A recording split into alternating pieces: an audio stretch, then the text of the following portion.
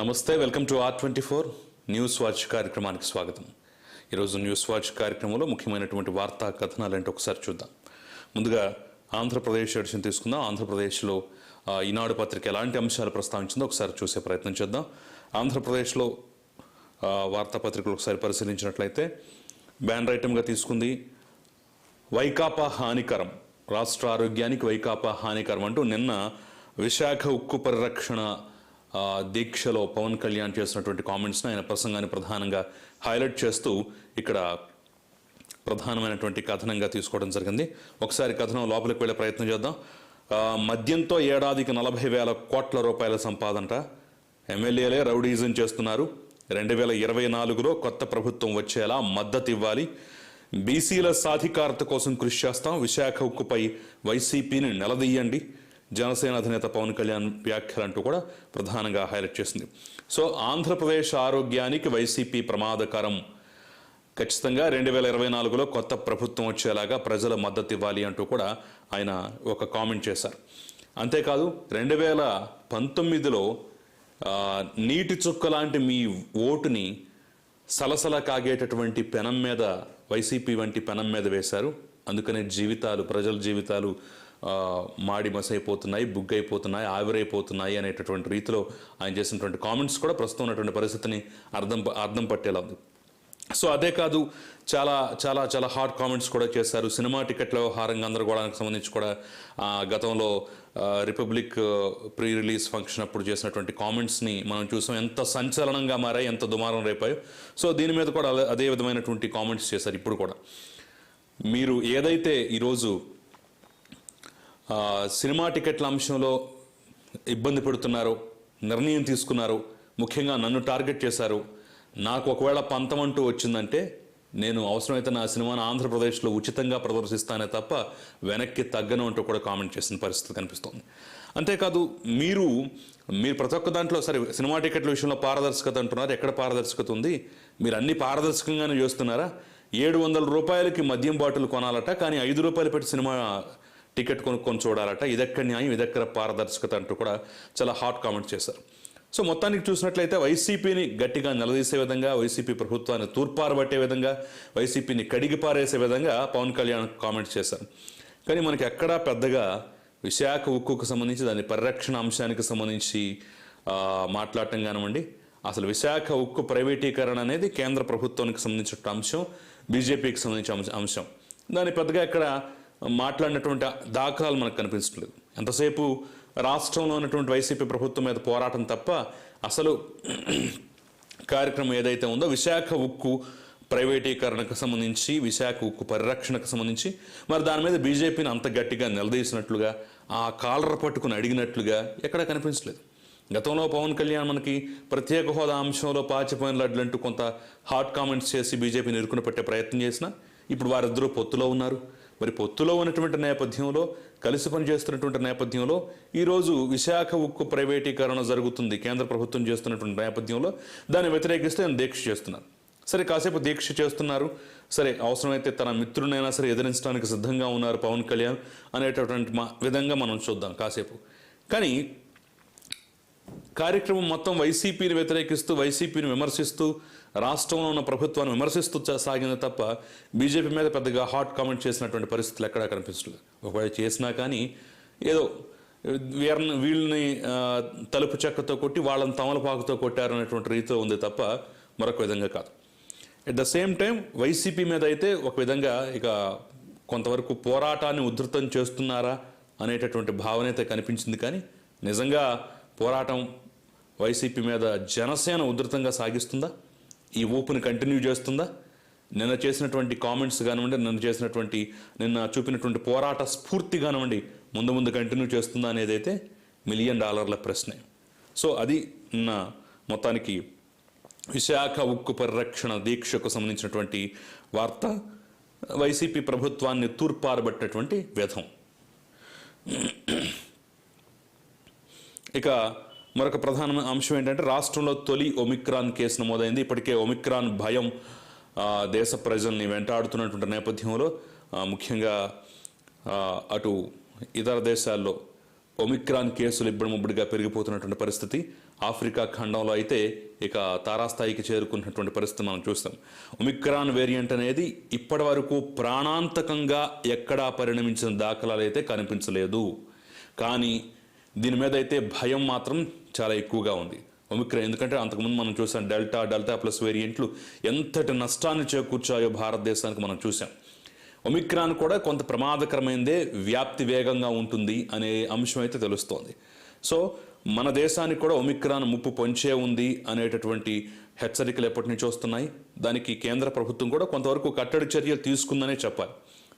ఇతర దేశాల నుంచి వస్తున్నటువంటి వారిని ముందుగానే అక్కడ టెస్టులు చేయడం, అవసరమైతే క్వారంటైన్కి పంపించడం, ఇవన్నీ చర్యలు మనం చూస్తూనే ఉన్నాం.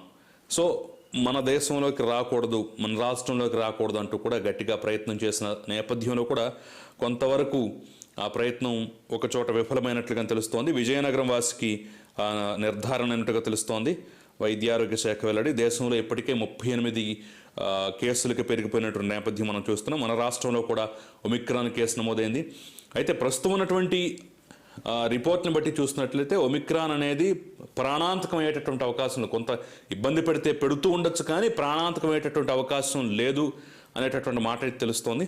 సో అక్కడ వరకు కొంత సంతోషించాలి. కానీ ఆ వేరియంట్ ఎప్పటికైనా సరే ప్రమాదకరంగా మారే అవకాశం కూడా లేకపోలేదు. దాని మీద జాగ్రత్తలు తీసుకోవాల్సిన అవసరం ఉంది. ఇప్పుడు విజయనగరంలో తొలి కేసు నమోదైనటువంటి నేపథ్యంలో చూడాలి మరి దీని మీద ఇటు వైద్య ఆరోగ్య శాఖ ఎలాంటి చర్యలు తీసుకుంటుందో. ఇక సాయి తేజకు తుది సెల్యూట్. ఎగువ రేగడలో ముగిసినటువంటి లాన్స్ నాయక్ అంత్యక్రియలు, భౌతిక ఆయన చూసేందుకు తరలివచ్చిన జన సందోహం అంటూ కూడా బిపిన్ రావత్తో పాటు ప్రయాణించినటువంటి ఆయన భద్రతా సిబ్బందిలో ఒకడైనటువంటి చిత్తూరు జిల్లా వాసి వీరమరణం పొందినటువంటి లాన్స్ నాయక్ సాయి తేజ అంత్యక్రియలు ముగిశాయి. విషాదవదనాలతోటి అక్కడ భావోద్వేగకరమైనటువంటి వాతావరణం కనిపించింది. నిన్న సాయి తేజ అంత్యక్రియల సందర్భంగా పెద్ద ఎత్తున ప్రజలు పాల్గొనటం, కడసారి చూసేందుకు పోటీ పట్టు మనం చూస్తూనే ఉన్నాం. సో సైనిక లాంఛనాల మధ్య లాన్స్ నాయక్ సాయి తేజ అంత్యక్రియలు ముగిసే దానికి సంబంధించినటువంటి వార్తను ప్రధానంగా ఇచ్చింది. ఇక మీ ప్రయాణం సురక్షితమగుగాక, కార్లలో అందుబాటులోకి అత్యాధునిక రక్షణ వ్యవస్థలు, ప్రమాదాల ముప్పు తప్పించుకోవటమే లక్ష్యం అంటూ కూడా ఒక ఆసక్తికరమైనటువంటి కథనాన్ని ఇచ్చింది. కారు ప్రమాదాలు ఎక్కువ అవుతున్నటువంటి నేపథ్యంలో, ఎందుకంటే ప్రజా రవాణా వ్యవస్థ ఒక పక్క మన దేశంలో ఇబ్బడిముబ్బడిగా ఒక పక్క మన దేశంలో పటిష్టంగా ఉన్నా సరే సొంత కార్లకి, సొంత వాహనాలకి ఎక్కువ ప్రాధాన్యత ఇస్తున్నటువంటి పరిస్థితులు మనం గత దశాబ్ద కాలంగా చూస్తూనే ఉన్నాం. సో ఈ నేపథ్యంలోనే కార్ల కొనుగోలు కానివ్వండి, వాడకం కానీ ఎక్కువగా పెరిగిపోయినటువంటి నేపథ్యంలో అట్ ద సేమ్ టైం ప్రమాదాలు కూడా అంతే విధంగా పెరిగిపోతూ ఉండటం, ఆ ప్రమాదాల్లో మరణాల సంఖ్య కూడా అంతే విధంగా పెరిగిపోతూ ఉండటం కూడా కొంత ఆందోళన కలిగించే అంశం. అట్ ద సేమ్ టైం మనకి ఇక్కడ ఈ ప్రమాదాలు ఒకసారి పరిశీలించి చూసినట్లయితే ఈ కార్ల వాడకానికి సంబంధించి అనేక లోపాలు కనిపిస్తున్నాయి. అధునాతనమైనటువంటి రక్షణ వ్యవస్థ లేకపోవడం కానివ్వండి, కొంత నైపుణ్యం కూడా, కారు నడిపేటటువంటి నైపుణ్యం, ఎలాంటి రోడ్ల మీద ఏ విధంగా వ్యవహరించాలి, ఏ విధంగా డ్రైవ్ చేయాలి అనేటటువంటి అవగాహన లేకపోవడం కూడా ప్రధానంగా ఈ ప్రమాదాలకు కారణమవుతున్నాయి. సో ఒకసారి ఆ అవగాహన వాటన్నిటినీ కాసేపు పక్కన పెట్టినట్లయితే రక్షణ వ్యవస్థ అనేది ఇప్పుడు వచ్చేటటువంటి కార్లలో కొంత అధునాతనంగా ఉండబోతోంది. అధునాతన రక్షణ వ్యవస్థలు, అధునాతన ఫీచర్లు కూడా రాబోతున్నాయి. ప్రమాదాల నివారణ ధ్యేయంగా అంటూ కూడా ఒక ఆసక్తికరమైనటువంటి కథనాన్ని ఇవ్వడం జరిగింది. ఇక వెలుగొండ నిర్వాసితులకు దక్కని అండ, సర్వం త్యాగం చేసిన అందరినీ పునరావాసం ప్యాకేజ్, ముంపుకు గురయ్యేటటువంటి గ్రామాలపై నిర్లక్ష్యం అంటూ కూడా ముఖ్యంగా ప్రకాశం, కడప, నెల్లూరు జిల్లాలకు వరప్రధాయినిగా ఉన్నటువంటి వెలుగొండ ప్రాజెక్టుకు సంబంధించి దాదాపు 4,47,000 ఎకరాలను సస్యశ్యామలం చేసే విధంగా దాదాపు 1,15,000 దాదాపు 15 లక్షల మంది దాహార్తి తీర్చే విధంగా రూపొందించబడినటువంటి వెలుగొండ ప్రాజెక్టుకు సంబంధించి పెద్ద ఎత్తున ముంపుకు గురవటం కానివ్వండి, ముంపు గ్రామాలు కానివ్వండి, ముంపు ప్రాంతాలు కానివ్వండి మనం చూసాం ఇంతకుముందే. సో దానికి సంబంధించి పునరావాసానికి సంబంధించినటువంటి అంశంలో కూడా అనేక అంశాలు మనం చూసాం. పునరావాస ప్యాకేజ్ సరిగా అందకపోవడం, పునరావాస కాలనీలు ఏర్పాటు చేయడంలో నిర్లక్ష్యం కానివ్వండి, ముంపు ప్రాంతాలకు సంబంధించినటువంటి అక్కడ తీసుకోవాల్సినటువంటి చర్యల విషయంలో నిర్లక్ష్యం కానివ్వండి మనం చూస్తూనే ఉన్నాం. సో దానికి సంబంధించి ఇంకా వారి పూరి గుడిసెల్లోనే నివాసం ఉంటున్నటువంటి పరిస్థితి, ముంపుకు గురయ్యేటటువంటి ప్రాంతాల్లో సరైనటువంటి విధంగా చర్యలు తీసుకోకపోవడం కానివ్వండి, పునరావాస కేంద్రాల వద్ద, పునరావాస కాలనీల వద్ద కూడా సరైనటువంటి చర్యలు తీసుకోకపోయినటువంటి విధానం కానివ్వండి, అసలు వారికి ఏ విధమైనటువంటి అండా దక్కకపోయినటువంటి విధానాన్ని కానివ్వండి, గత కొన్నాళ్లుగా చర్చ జరుగుతూనే ఉంది. ముఖ్యంగా ఈ ప్రభుత్వం వచ్చిన తర్వాత ఆ చర్చ ఇంకా ఎక్కువగా పెరిగినటువంటి పరిస్థితి కనిపిస్తోంది. శ్రీశైలం జలాశయం నుంచి వరద జలాలు ఎప్పుడు పెరిగినా సరే బ్యాక్ వాటర్ కానివ్వండి, దాని సమస్య ఎక్కువగా కనిపిస్తూ ఉంది. బ్యాక్ వాటర్ పెరిగినప్పుడల్లా ఇక్కడ ముంపు ప్రాంతాలు పెరిగిపోవటం, దానికి సంబంధించినటువంటి వెలిగొండ పునరావాసంలో సరైనటువంటి చర్యలు తీసుకోకపోవటం, సరైనటువంటి ప్యాకేజ్ అందించకపోవడం, ప్రభుత్వ లెక్కల ప్రకారమే దాదాపు ఇప్పుడు 899 కోట్ల రూపాయల వరకు చేరుకున్నటువంటి పరిస్థితి కనిపిస్తోంది. అంటే దాదాపు అసలైనటువంటి నిధులు కానివ్వండి, ప్రభుత్వం ఇచ్చినటువంటి హామీ కానివ్వండి, ఇవి మొత్తం కలిపితే దాదాపు 899 అంటే దాదాపు 900 కోట్ల రూపాయల వరకు చేరుకోవడం జరిగింది. వీటిని కేటాయించడంలో పూర్తి స్థాయి నిర్లక్ష్యం కనిపిస్తోంది. వారి మీద ముఖ్యంగా తండాలు, గ్రామాలని ఖాళీ చేయించడంలో కానివ్వండి, వారికి సరైనటువంటి సౌకర్యాలు కల్పించడంలో కానివ్వండి పూర్తి స్థాయి నిర్లక్ష్యం కనిపిస్తోంది. ఇక ఎస్సీ కాలనీలో అయితే ఇంకా మరీ దుర్భరమైనటువంటి పరిస్థితులు, దుర్భరమైనటువంటి జీవన విధానం కూడా అక్కడ మనకి తారసపడకమన్నదు. మొత్తానికి 3 జిల్లాలకు వరప్రదాయినిగా నిలిచేటటువంటి వెలిగొండ ప్రాజెక్టుకి సంబంధించి ఎన్నో త్యాగాలు చేసినటువంటి అక్కడ ప్రజల జీవన విధానంలో మార్పులు రాకపోవడం, వారికి కనీస సౌకర్యాలు కల్పించకపోవడానికి సంబంధించి ప్రధానంగా ఒక సమగ్రమైనటువంటి విశ్లేషణ అందిస్తూ ఒక ముఖ్యమైనటువంటి కథనాన్ని ఈనాడు ప్రచురించడం జరిగింది. ఇక ఒకసారి మనం ఆంధ్రజ్యోతి చూద్దాం. 2024 వరకు భరించాల్సిందే, ఆంధ్ర ఆరోగ్యానికి వైసీపీ హానికరం అంటే నేను పవన్ కళ్యాణ్ చేసినటువంటి కామెంట్స్ని ప్రధానంగా హైలైట్ చేసింది. ఇక అంత ప్రేమ ఏలనో బాధ్యుని వదిలేసి సాక్షిపై విచారణ అంటూ కూడా స్కిల్ డెవలప్మెంట్ కార్పొరేషన్కి సంబంధించినటువంటి అంశం, అక్కడ సిఐడి విచారణ, అరెస్టుల పర్వానికి తెరతీయటం, కేసుల పర్వానికి తెరతీయటం, దానికి సంబంధించినటువంటి రగడా మనం చూస్తూనే ఉన్నాం. సో అక్కడ ప్రధానంగా హైలైట్ చేసింది మొదటి నుంచి చెప్పుకుంటూనే ఉన్నాం. స్కిల్ డెవలప్మెంట్లో ప్రేమచంద్రారెడ్డి ఉన్నటువంటి కాలంలో నిధుల గోల్మాలకు సంబంధించి అంటే ప్రభుత్వం ఆరోపిస్తున్న విధంగా జరిగిందా లేదా అనేది, నిధులు నిజంగా పక్కదారి పట్టాయా, గోల్మాల్ జరిగాయా, కుంభకోణం జరిగిందా లేదా అనేది రేపు సిఐడి పూర్తి స్థాయిలో విచారణ చేస్తే కానీ బయటపడేటటువంటి అవకాశం లేదు. సో కేవలం కంప్లైంట్ వచ్చినటువంటి రోజుల వ్యవధిలోనే, క్షణాల్లోనే దాని మీద విచారణ పర్వానికి తెరతీయటం, అసలు ప్రాథమిక దర్యాప్తు లేకుండానే ఇంకా ఏకంగా అయితే నోటీసులు ఇవ్వటం, అరెస్టుల వరకు వెళ్ళిపోవటం, ఈ కథ అంతా తతంగా అంతా మనం చూస్తున్నాం. సో దానిలో మరో కోణం ఏంటంటే స్కిల్ డెవలప్మెంట్ కార్పొరేషన్కి సంబంధించి కీలకమైనటువంటి పదవిలో ఉన్నటువంటి ఎండీగా, సీఈఓగా బాధ్యతలో ఉన్నటువంటి ప్రేమచంద్రారెడ్డిని వదిలేసి కేవలం సాక్షిగా ఉన్నటువంటి వ్యక్తిని ఎందుకు మీరు, గంటా సుబ్బారావు కేవలం సాక్షిగా మాత్రమే ఉన్నారు. ఆ రోజు ఏదైతే సిమెన్స్ ప్రాజెక్టుకు సంబంధించి కార్యక్రమం జరిగిందో అక్కడ దానికి సంబంధించి ప్రేమచంద్రారెడ్డి కీలక బాధ్యతల్లో ఉన్నారు. కేవలం సాక్షిగా మాత్రమే గంటా సుబ్బారావు సంతకం చేసినట్టు నేపథ్యంలో అసలు సాక్షిని పట్టుకోవడం ఏంటి? ఏదైనా ఉంటే దానికి కీలకమైనటువంటి బాధ్యతలో ఉన్నటువంటి వ్యక్తిని, చైర్మన్నో లేదంటే ఎండీనో, సీఈఓనో, అలాంటి వారు నిధులతో ప్రత్యక్ష సంబంధాలు ఉన్నటువంటి వాళ్ళు, ప్రాజెక్టుకు సంబంధించినటువంటి కీలకమైన బాధ్యతలో ఉన్నటువంటి వాళ్ళు, కీలకమైనటువంటి ఆదేశాలు జారీ చేయాల్సినటువంటి వాళ్ళు, పూర్తి స్థాయి బాధ్యతలు కలిగి ఉన్నటువంటి వారిని మాత్రం వదిలేసి కేవలం ఒక సాక్షిగా ఉన్నటువంటి వ్యక్తిని, సాక్షిగా ఆ ప్రాజెక్టుకు సంబంధించి సంతకాలు పెట్టినటువంటి వ్యక్తిని, ఒప్పందానికి సంబంధించి సంతకాలు పెట్టినటువంటి వ్యక్తిని మీరు ఏ విధంగా ఇది చేస్తారు అనేటటువంటి రీతిలో ఈరోజు అనేక ప్రశ్నలు ఉత్పన్నమవుతున్నటువంటి పరిస్థితి కనిపిస్తోంది. సో ఆంధ్రప్రదేశ్ నైపుణ్యాభివృద్ధి సంస్థ వ్యవహారంలో సిఐడి వ్యవహరిస్తున్నటువంటి తీరు, అక్కడ జరుగుతున్నటువంటి తతంగానికి సంబంధించి తూర్పారబడుతూ ఒక విమర్శనాత్మకమైనటువంటి కథనాన్ని ఇక్కడ ఇచ్చింది. అంటే ఎవరి మీదో ప్రేమ చూపించాల్సినటువంటి అవసరం ఈరోజు ప్రభుత్వానికి కానీ సిఐడికి కానివ్వండి ఎందుకు వచ్చింది?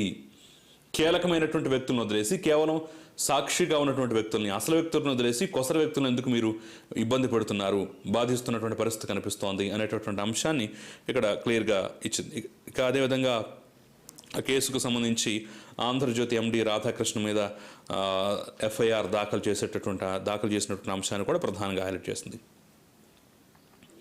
ఇక అమూల్ సేకరణకు అధికార గణం అంటూ కూడా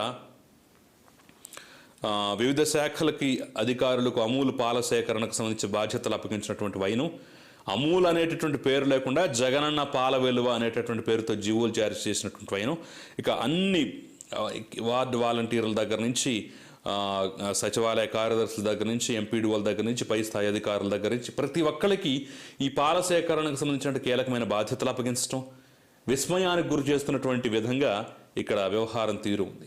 ఎందుకు అమూల్ మీద అంత ప్రేమ చూపిస్తున్నారు అనేటటువంటిది అధికారులకి అంతు చిక్కినటువంటి అంశంగా మారిపోయినటువంటి పరిస్థితి కనిపిస్తోంది. గతంలో మనం చూసిన దాదాపు 4,000 కోట్ల వరకు ఖర్చు చేయడానికి అమూల్కు సంబంధించి అక్కడ మౌలిక వసతుల కల్పన కోసం ప్రభుత్వం సిద్ధపడినటువంటి నేపథ్యంలో ఒక ప్రైవేటు సంస్థకు అంత పెద్ద మొత్తంలో నిధులని ప్రభుత్వం ఖర్చు పెట్టేందుకు ఎందుకు సిద్ధమైంది అనేటటువంటి చర్చ అప్పుడు జరిగింది. సో అమూల్ ఇంకేముంది, అమూల్ వచ్చేస్తుంది, రైతులకు పెద్ద ఎత్తున మేలు జరిగిపోతుంది, రూపాయి రావాల్సిన కాడ 10 రూపాయలు అమూల్ మీకు ఇచ్చేస్తుంది, రైతులను ఒక్కసారిగా ధనవంతులు చేస్తుంది, ఇక పాల వెలువ కురుస్తుంది, పాడి ఉన్నటువంటి ప్రతి కుటుంబం బాగుపడుతుంది, ప్రతి కుటుంబం లక్షాధికారులు కోటీశ్వర్లు అయిపోతారనేటటువంటి రీతిలో ప్రభుత్వం చేసినటువంటి హడావిడి, ఇచ్చినటువంటి ప్రకటనలు, ఖర్చు పెట్టేందుకు సిద్ధమైనటువంటి వైనం మనం గతంలోనే చూసాం. ఇప్పుడు తాజాగా అంటే దానికి క్రమక్రమంగా అసలు అమూల్ అంటే ఏదో పెద్ద బ్రహ్మ పదార్థం కాదు, అందరిలాంటిదే, ఎక్కువ లాభాలు రైతులకు వచ్చేటటువంటి అవకాశం ఏమి లేదు, సాధారణమైనటువంటి రేట్లే ఉన్నాయి, మిగతా డైరీలు ఇచ్చేటటువంటి రేట్ల కన్నా కూడా ఇంకా తక్కువకే ఇక్కడ పాల సేకరణ చేస్తోంది అనేటటువంటి అంశం, దానిలో ఉన్నటువంటి డొల్లతనం బయటపడిన తర్వాత రైతులు కూడా అటు పక్కకు వెళ్ళటం మానేశారు. అమూల్కి పెద్దగా ఆదరణ లభించినటువంటి నేపథ్యంలో మళ్ళీ కొత్త రాగం అందుకుంది. ప్రభుత్వ అధికారుల్ని, వాలంటీర్ల దగ్గర నుంచి ప్రభుత్వ ఉన్నత స్థాయి అధికారుల వరకు అందరినీ బాధ్యులు చేస్తూ వారికి బాధ్యతలు అప్పగించింది. ఇంత చేసి ఆ స్థాయిలో ఉన్నటువంటి అధికారులు అమూల్కు రైతులందరూ పాలు పోసే విధంగా, పాలు ఎక్కువగా వచ్చే విధంగా చూడాల్సినటువంటి పరిస్థితులే తీసుకురండి అంటూ కూడా కీలకమైనటువంటి బాధ్యతలు అప్పగించడం ఒక విధంగా వాళ్ళ ఆశ్చర్యానికి గురవుతున్నారు. అది పరిస్థితి. ఇక ఆఖరి అంకానికి జనయాత్ర అంటూ కూడా అమరావతి రైతుల మహాపాదయాత్ర చివరి అంకానికి చేరుకుంది. చిత్తూరు జిల్లాలో పర్యటన కొనసాగుతున్న నేపథ్యంలో మరికొన్ని రోజుల్లోనే ముగియబోతున్నటువంటి పరిస్థితి. దాంతోపాటుగా ఈరోజు ప్రధానంగా సభకి అనుమతి కోరుతూ ఏదైతే ముగింపు సభ ఏర్పాటు చేయాలనుకుంటున్నారో దానికి సభకి ప్రభుత్వ అనుమతి ఉన్న నేపథ్యంలో మరలా హైకోర్టును ఆశ్రయించక తప్పినటువంటి పరిస్థితి. అక్కడ హైకోర్టులో ఈరోజు పిటిషన్ కూడా దాఖలు చేయబోతున్నారు సభకు అనుమతి కోరుతూ. మరి హైకోర్టు ఎలాంటి నిర్ణయం తీసుకుంటుందో చూడాల్సినటువంటి అవసరం ఉంది. ఇంకా ప్రధానమంత్రి ట్విట్టర్ ఖాతా హ్యాక్ అంటూ కూడా ప్రధానమైనటువంటి అంశాన్ని ఇక్కడ మనకు హైలైట్ చేసింది. బిట్కాయిన్కి ఆమోదం తెలుపుతూ ఇచ్చినటువంటి ఒక ట్వీట్ వైరల్ అయినటువంటి నేపథ్యంలో ప్రధాని ట్విట్టర్ ఖాతా హ్యాక్ అయిందంటూ కూడా చెప్తున్నటువంటి అంశాన్ని ప్రధానంగా హైలైట్ చేసింది. ఒక్కొక్కసారి తెలంగాణ ఎడిషన్ చూద్దాం, ఆంధ్రజ్యోతి చూద్దాం. ఉందులే గడ్డు కాలం, ప్రభుత్వంపై పెరిగిన ప్రజా వ్యతిరేకత, 2వ విడత టీఆర్ఎస్ సర్కారుపై పెదవి విరుపు అంటూ కూడా 3 సంవత్సరాలు పూర్తయింది. నేటితో టీఆర్ఎస్ సర్కారు రెండోసారి అధికారంలోకి వచ్చి 3 సంవత్సరాలు పూర్తయినటువంటి నేపథ్యంలో ప్రస్తుతం ఈ 3 సంవత్సరాల కాలం ఏ విధంగా గడిచింది, పరిపాలనా కాలం ఏ విధంగా గడిచింది, ఏ విధంగా టీఆర్ఎస్ మీద వ్యతిరేకత పెరుగుతుంది, తాజాగా 2 ఉప ఎన్నికల్లో అదేవిధంగా జీహెచ్ఎంసీ ఎన్నికల్లో ఓటమి పాలైనటువంటి వైనం కానివ్వండి, పెరుగుతున్నటువంటి వ్యతిరేకత కానివ్వండి, ముఖ్యంగా నిరుద్యోగుల్లో ఉన్నటువంటి అసంతృప్తి కానివ్వండి, ఈ అంశాలన్నిటినీ ప్రధానంగా హైలైట్ చేస్తూ 3 ఏళ్ల పరిపాలనా కాలానికి సంబంధించి ప్రధానంగా హైలైట్ చేసింది. ఇక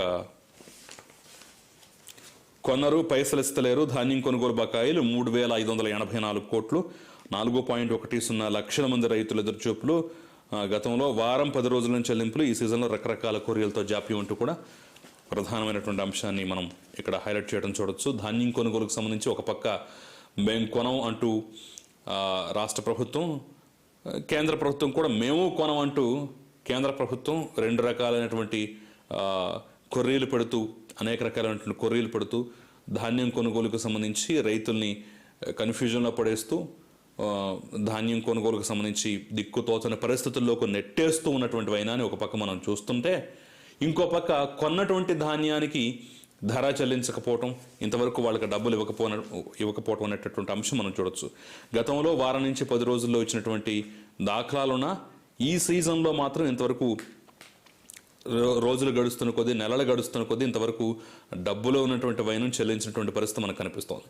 సో ఆంధ్రప్రదేశ్లో కూడా మనం ధాన్యం కొనుగోళ్లకు సంబంధించి ప్రభుత్వం జాప్యం చేసినటువంటి పరిస్థితిని, సందర్భాన్ని మనం చూసాం. తెలంగాణలో కూడా అదే పరిస్థితి ఒక పక్క రిపీట్ అవుతుందా అనేటటువంటి భయం కానివ్వండి, ఆలోచన కానివ్వండి మనకి ఇక్కడ కనిపిస్తోంది. ఇది ప్రధానమైనటువంటి అంశం. ఇవి ముఖ్యమైనటువంటి వార్తా కథనాలు, ఈరోజు పత్రికలో ప్రచురించినటువంటి ముఖ్యమైనటువంటి వార్తా కథనాలు. ఇక వీటి మీద సమగ్రమైన విశ్లేషణ చూసే ముందు చిన్న బ్రేక్ తీసుకుందాం.